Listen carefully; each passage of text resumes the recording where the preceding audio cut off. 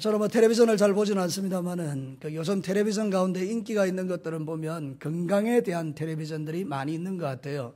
사람들에게 건강에 대한 정보들을 많이 제공해 주시죠. 그래서 뭐 내 몸 사용 설명서라는 그런 제목의 프로그램이 있는 것도 보았어요.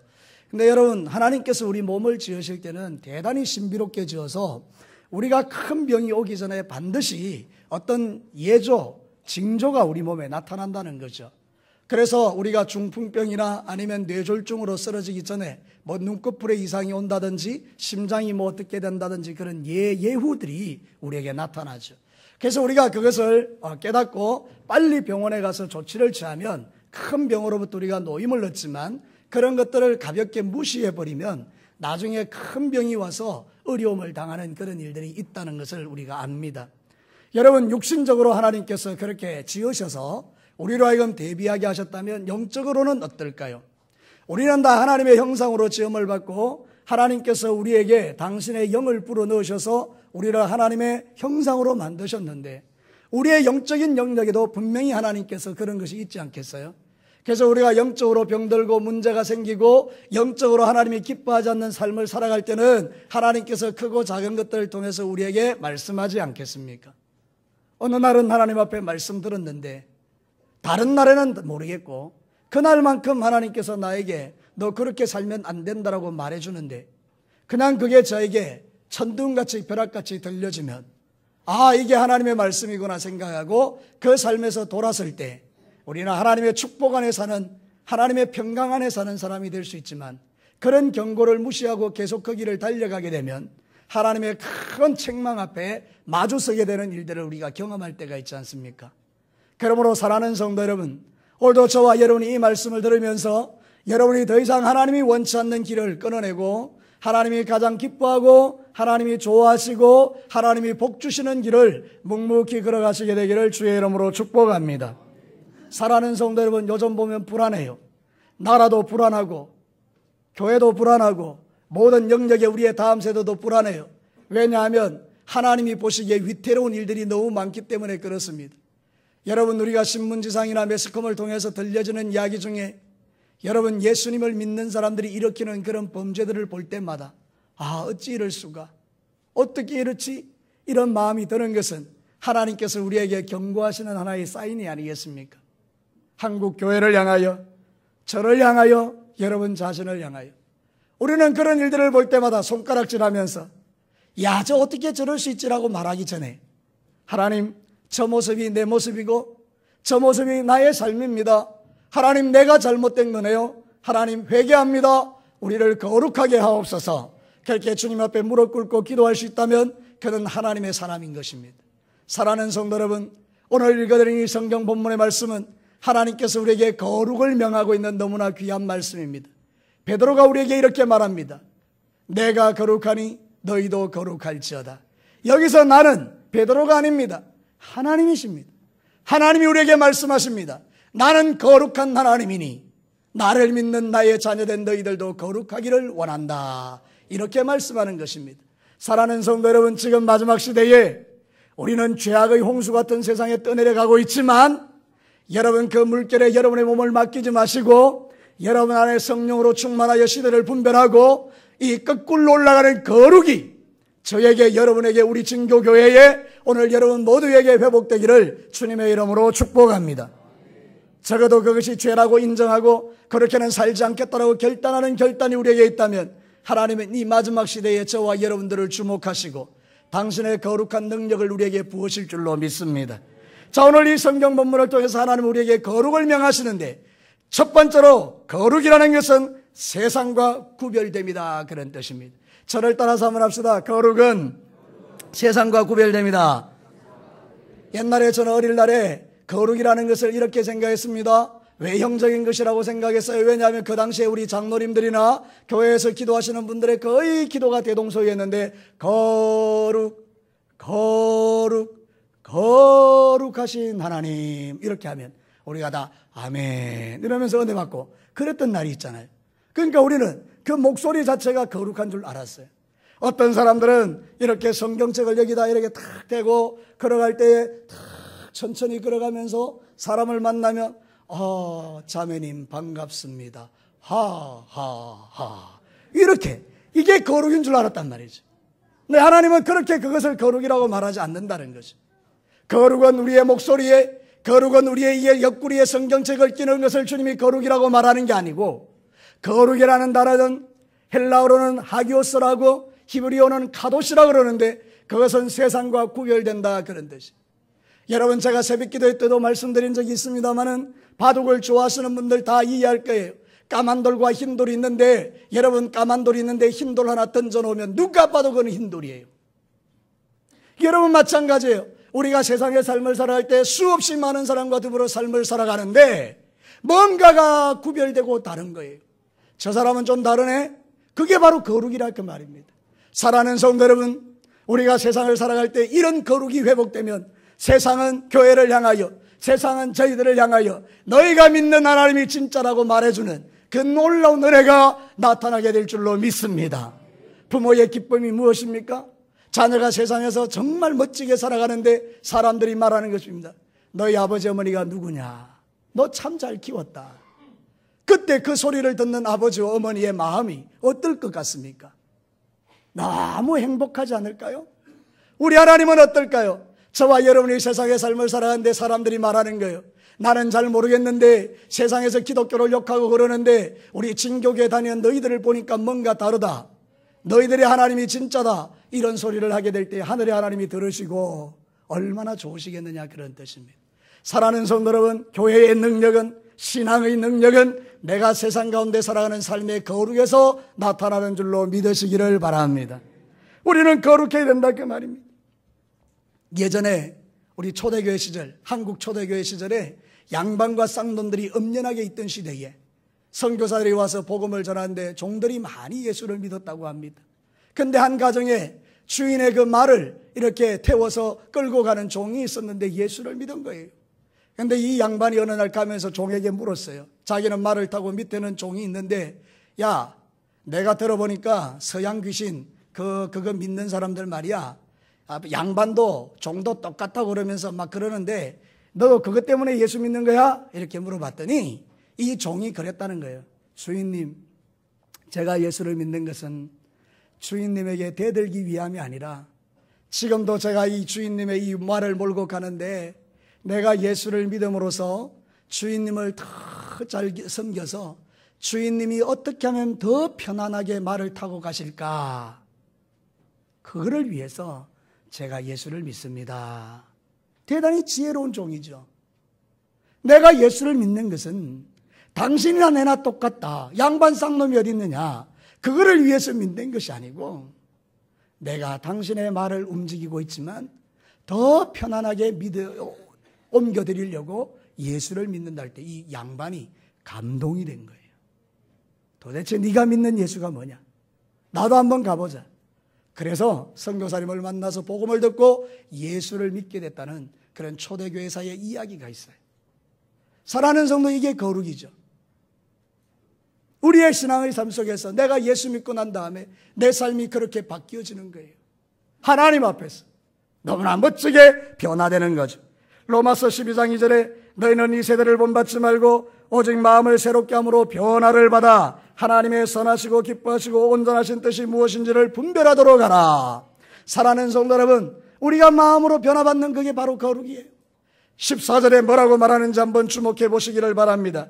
베드로전서 1장 14절 같이 한번 읽도록 하겠습니다. 베드로전서 1장 14절 시작. 너희가 순종하던 자식처럼 전에 알지 못하던 데에 따르던 너희 사욕을 본받지 말고.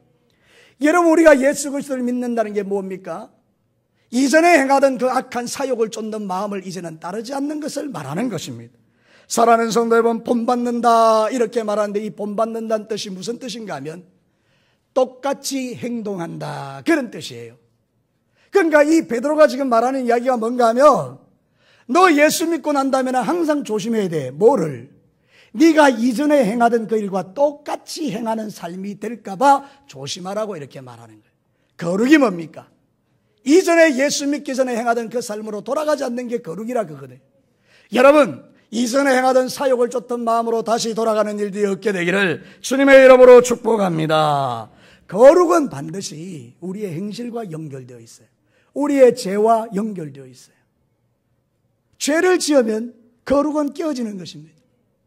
하나님 앞에 죄를 버리면 거룩해지는 것입니다.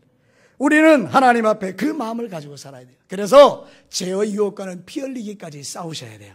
자, 성경 히브리서 12장 4절과 5절에 너희가 죄와 싸우되 아직 피 흘리기까지는 대항하지 아니하고 또 아들들에게 권하는 것 같이 너희에게 권면하시는 말씀을 잊었도다. 히브리서 기자가 히브리서를 읽는 사람들에게 말했어요. 너희들 왜 이렇게 살아? 너희들이 가만히 보니까 죄와는 피 흘리기까지 싸우지 않아. 너희들이 거룩하게 살려면 죄와는 싸워야 돼. 이렇게 권면하는 내용이죠. 여러분, 여러분의 신앙생활을 한번 돌아보고 내 발걸음이 어디를 향하는지, 내가 어디를 가는 것을 좋아하는지를 살펴서 그것이 하나님이 원하지 않는 것이라고 판단되면 그것을 끊어내는 게 거룩이라, 그런 뜻입니다. 여러분, 거룩해지기를 주의 이름으로 축복합니다. 거룩은 하나님의 성품입니다. 여러분, 우리는 DNA라는 게 있어요. 그죠? 나는 우리 아버지를 닮았어요. 우리의 자식들은 다 아버지를 닮았어요. 제가 우리 교회의 이 성도들의 자녀들을 보면요, 누구 아들인지 다 알겠어요. 왜냐하면 다 비슷비슷하게 생겼어요. DNA 때문에. 우리의 영적 DNA가 누굽니까? 하나님이십니다. 아멘. 우리는 하나님의 형상으로 지원받았어요. 그죠? 그러니까 여러분, 우리는 DNA가 하나님이에요. 그러니까 우리 안에는 성령 하나님이 계셔서 우리가 죄 짓는 것을 좋아하지 않는다, 그 말이거든요. 그래서 제가 예전에 정확한 건 잘 모르겠는데 박효진이라는 장로님이 원래 교도관이었었는데 술도 마시고 담배도 피우고 그렇게 했었는데 이분이 예수를 딱 제대로 믿고 나니까 그렇게 마셨던 담배 술이 구역질이 나서 못 마시겠다는 거예요. 못 먹고. 왜 그럴까요? 왜 이런 현상이 일어날까요? 당연한 거죠. 내 안에 성령님 계시니까 성령님이 그거를 같이 할 수는 없으니까 마음이 괴로우신 거예요. 그러니까 그게 별로 안 좋아진다는 거죠. 여러분, 한번 생각해 봅시다. 여러분이 죄를 짓는데 하나도 뭐 불편함이 없다. 뭐 여러분이 뭐 술 마시고 담배 피우는 게 그게 뭐 대수냐? 불편함이 없다. 이러면 이거는 내가 지금 영적으로 많은 병이 들었는데 그걸 잘 모른다는 이야기예요. 많이 망가졌는데도 불편함을 모른다. 아니에요, 여러분. 우리는 내 안에 계시는 하나님이 싫어하는 일들을 하지 못하게 되어 있어요. 그게 자연스럽게 이루어진다. 아니, 죄 짓는 게 너무 자연스럽다. 이 비정상이잖아요. 근데 여러분이 죄 짓고 나면 양심의 가책이 아니라 진짜 내 안에 계시는 성령님이 너무 싫어하시는 거예요. 야, 난 네가 죄 짓는 거 싫어. 여러분, 우리가 이렇게 주님의 음성을 들으면서 거룩을 회복한다면 그게 복인 거예요. 여러분, 거룩이 여러분의 삶에 회복되기를 축복합니다. 거룩한 게 너무 좋은 거예요. 성령이 내 안에 계셔서 나 너 그렇게 사는 거 원치 않아 이렇게 말해주는 게 축복이잖아요. 그죠? 그러니까 여러분, 거룩은 절대로 부담스러운 게 아니고요, 거룩은 정말 축복입니다. 아, 깨끗하게 사는 것처럼 복된 일이 어디 있을까요? 한번 생각해 봐요.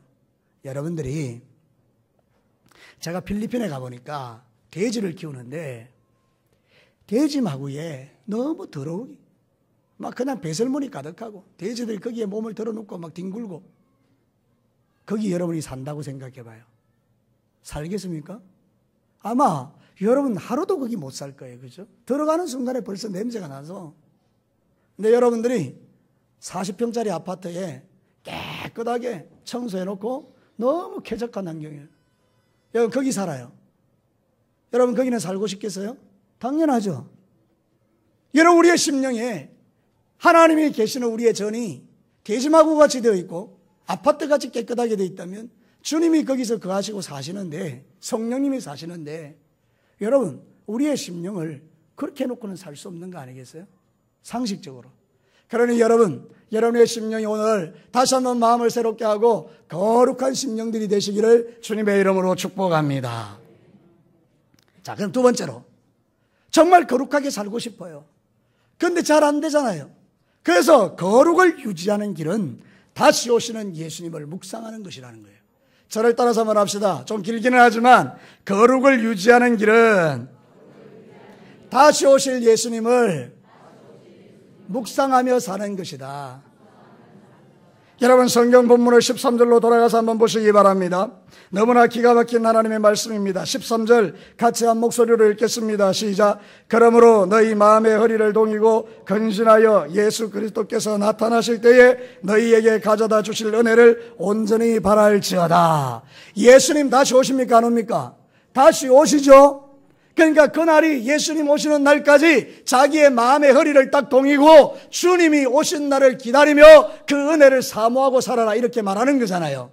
그러니까 여러분들이 거룩하게 사는 비결이 뭐냐? 오늘도 죄를 짓고 싶은 유혹이 들어올 때에 예수님 지금 오시면 어떻게 될까? 지금 내가 이제 죄를 지으려고 하는데 예수님이 지금 오면 어떻게 될까? 그 생각을 하게 되면 죄를 멈출 수 있다 그 말입니다. 여러분들이 죄 짓고 있는데 예수님이 다시 와요. 그 순간에 예수님이 와요. 어떤 생각이 들까요? 얼마나 미안하고 얼마나 부끄러울까요? 그죠? 그러니까 여러분 항상 우리가 죄를 짓고 죄를 짓는 장소에 들어가려고 할 때마다 우리 마음에 지금 예수님이 오시면 이 장소가 하나님이 기뻐하는 장소일까? 한 번만 생각해 보면 가던 걸음을 돌아설 수 있다는 것이죠. 사랑하는 성도 여러분, 예수님을 묵상하는 것처럼 아름다운 일이 없는데 유기성 목사라는 분은 영성일기라는 것을 쓰게 합니다. 교인들에게. 우리 일기 쓰잖아요. 그죠?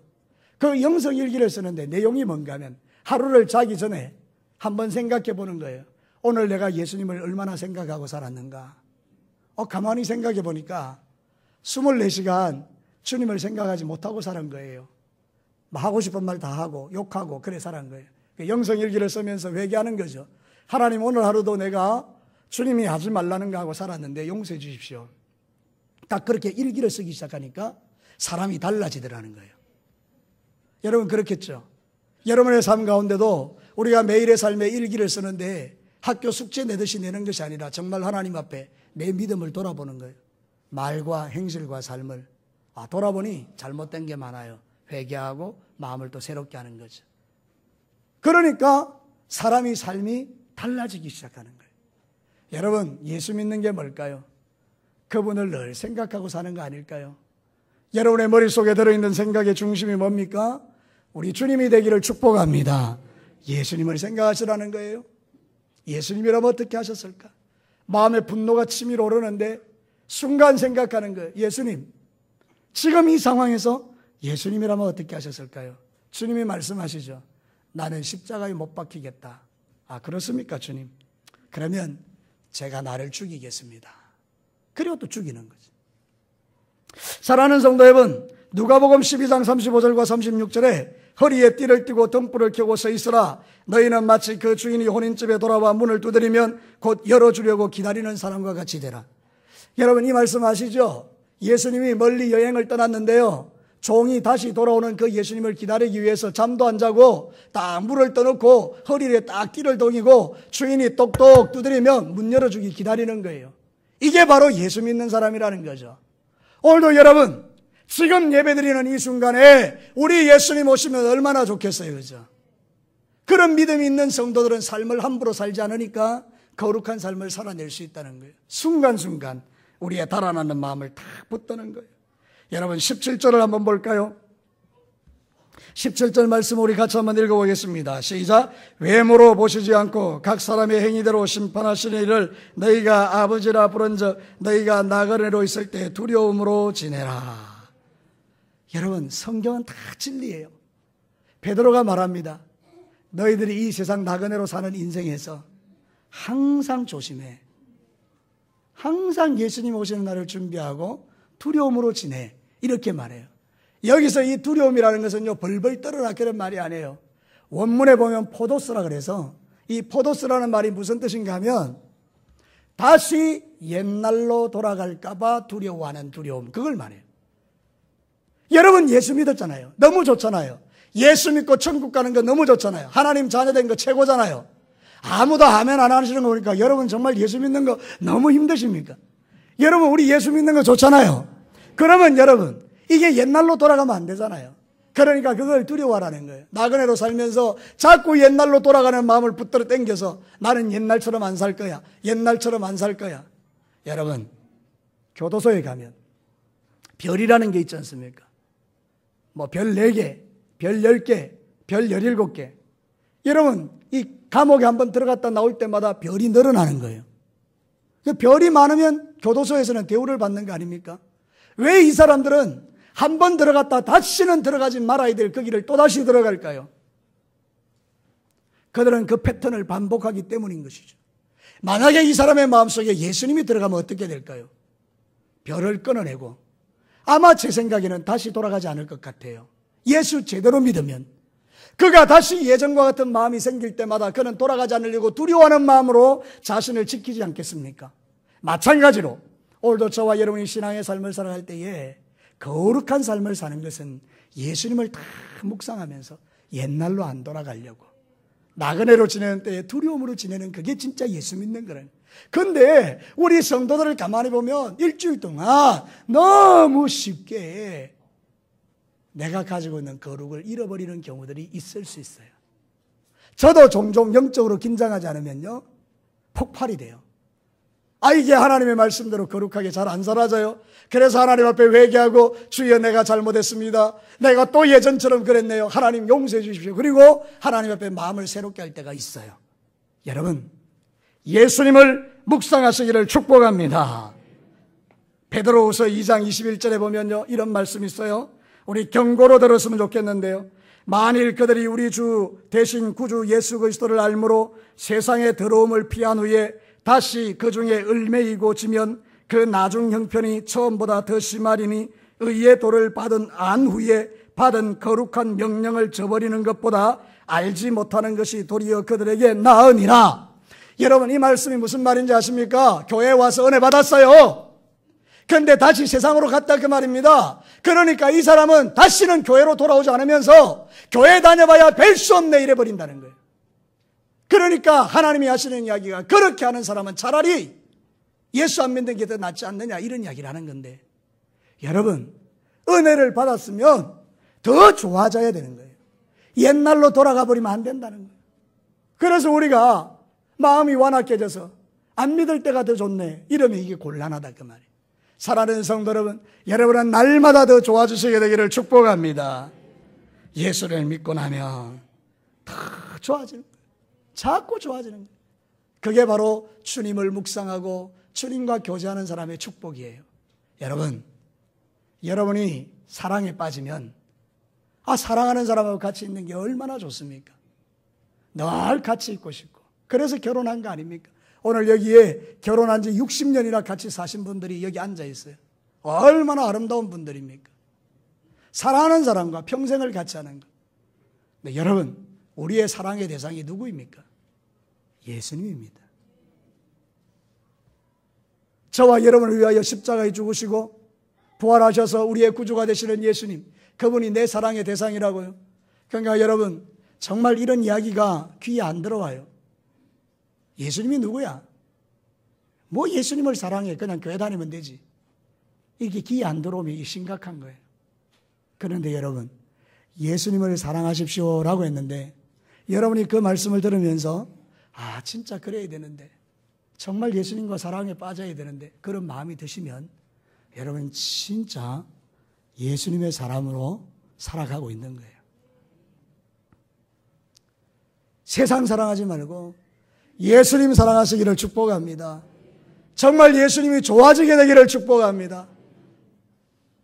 우리가 텔레비전을 사랑하고 드라마를 사랑하고 눈에 보이는 자식들을 사랑하는 것, 그 사랑도 중요하지만, 그러나 그 사랑을 뛰어넘어서 예수님을 사랑하는 그 사람은 반드시 하나님께 복을 받습니다. 여러분, 마지막 주제가 그것입니다. 거룩한 삶에는 반드시 축복이 나타난다는 거예요. 저를 따라서 마지막으로 한번 해봅시다. 거룩한 삶을 살면 반드시 축복이 따른다. 제 이야기가 아닙니다. 여러분, 오늘 읽진 않았지만 성경 베드로전서 1장 3절부터 내용을 한번 보시기를 바랍니다. 여러분, 1장 3절에 보면 이렇게 말합니다. 우리가 예수 그리스도를 만나고 그분을 따라 삶을 살아가면 우리에게 산 소망이 있게 한다고 3절에서 말해요. 4절에는 썩지 않는 영원한 기업인 천국을 주겠다라고 약속해요. 5절에서는 하나님의 능력으로 보호해 주겠다라고 말씀해요. 6절과 7절에는 우리가 세상에서 시험당할 때 근심하지만 그러나 그것 때문에 더 존귀하고 칭찬받는 믿음으로 살아갈 수 있다라고 말해요. 그래서 여러분 9절 마지막에는 뭐라고 말하는지 한번 읽어봅시다. 우리가 거룩하게 삶을 살며 믿음 지켜 살면 어떻게 되는가? 9절을 다 같이 큰 목소리로 읽겠습니다. 시작. 믿음의 결국 곧 영혼의 구원을 받음이라. 할렐루야. 거룩하게 삶을 살아가면 우리의 최종적인 마지막이 뭐냐 그 말이에요. 내가 믿었던 그 예수 그리스도가 나를 배신하지 아니하시고 내가 이 땅의 삶을 끝내는 날에 저 영원한 천국에 데려가서 영원히 주와 더불어 사는 이 천국의 복을 저와 여러분에게 주시는 줄로 믿습니다. 이 귀한 천국의 복을 세상에 시시한 그걸로 바꾸는 사람은 어리석지 않겠습니까? 그러나 여러분, 하나님의 말씀 따라서 거룩의 삶을 살아기로 결정하는 사람은 얼마나 복이 있는 사람입니까? 성경은 영적인 복도 우리에게 약속하지만 세상 가운데서도 하나님이 놀라운 복을 주시는데 성경에 보면 살아가는 삶 동안에 거룩을 지켜낸 자의 축복들이 있어요. 여러분, 그 여자가 어쨌든지 하룻밤 자자라고 이야기할 때에 그 여자의 유혹을 이겨냈던 요셉의 거룩함이 요셉으로 하여금 하나님의 그 음성을 듣게 하고 꿈을 풀게 해주셔서 애굽의 바로 왕 앞에 서서 그 찬란한 하나님의 꿈을 풀어줄 수 있는 사람으로 주님께서 만드셨습니다. 애굽의 총리가 된 것이 중요한 것이 아닙니다. 그 거룩함을 지켜내니 하나님의 음성을 듣고 하나님의 꿈을 분별할 수 있는 사람이 되었다는 것입니다. 시대를 분별하는 눈이 있었다는 것입니다. 우리의 자녀들이 이런 자녀들이 된다면 얼마나 복이 있겠습니까? 여러분, 이런 복을 받아 누리시기를 축복합니다. 사랑하는 성도 여러분, 청년 다니엘과 세 친구는 젊은 날에 나라를 잃고 조국을 잃고 바벨론의 포로로 잡혀갔을 때에 제사상에 바쳐진 음식을 먹기가 싫어서 우리는 하나님의 사람인데 거룩을 지키기 위하여 그 음식을 먹지 않고 채소를 먹겠음이라고 결단하는 그 거룩에 하나님이 어떻게 복을 부으셨나요?